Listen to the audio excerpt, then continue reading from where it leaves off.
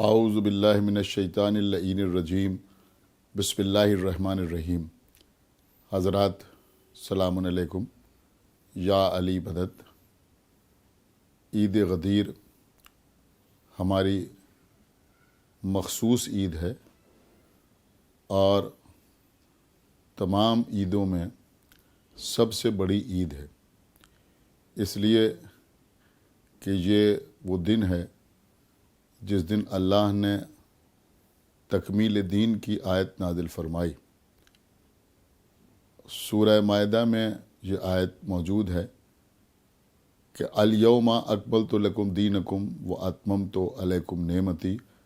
ورضیت لکم الاسلام دینا۔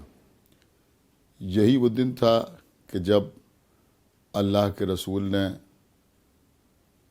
مقام غدیر خم پر 1.25 لاکھ حاجیوں کے مجمع میں کجاووں کے ممبر پر بیٹھ کر مولا علی کو اپنے دونوں ہاتھوں پر اٹھا کر آواز دی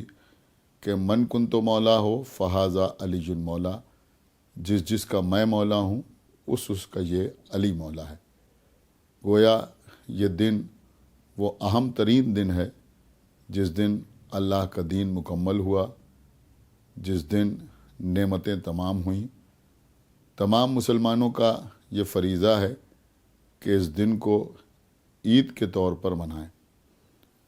کوئی اور اس دن کو عید کے طور پر منائے یا نہ منائے، الحمدللہ اذان و اقامت میں، کلمے میں رسول اللہ کی رسالت کی گواہی دینے کے ساتھ ساتھ مولا علی کی ولایت کی گواہی دینے والے یعنی اشہد ان علی ولی اللہ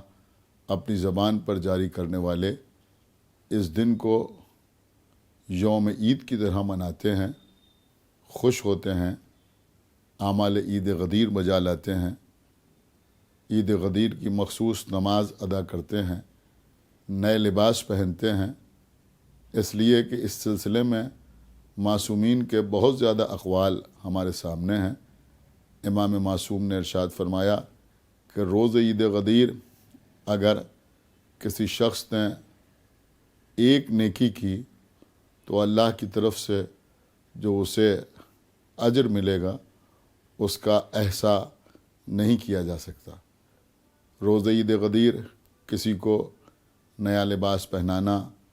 روز عید غدیر کسی کو کھانا کھلانا، ان سب باتوں کا جو اجر و ثواب بیان ہوا ہے وہ بیان سے باہر ہے۔ عید غدیر کے سلسلے میں یہاں تک احادیث پہ ملتا ہے کہ روز عید غدیر اگر ایک مومن دوسرے مومن کو دیکھ کر مسکرائے اور یہ سوچ کے مسکرائے کہ آج عید غدیر ہے تو یہ بھی اللہ کی بارگاہ میں ایک بہترین عمل قرار پاتا ہے۔ بہرحال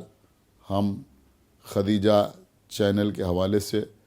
تمام مومنین کو، یا پھر یوں عرض کریں کہ تمام موالیان حیدر کرار کو،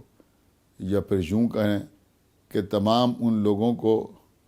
کہ جو ولد الحلال ہیں، عید غدیر کی پرخلوص مبارکباد پیش کرتے ہیں۔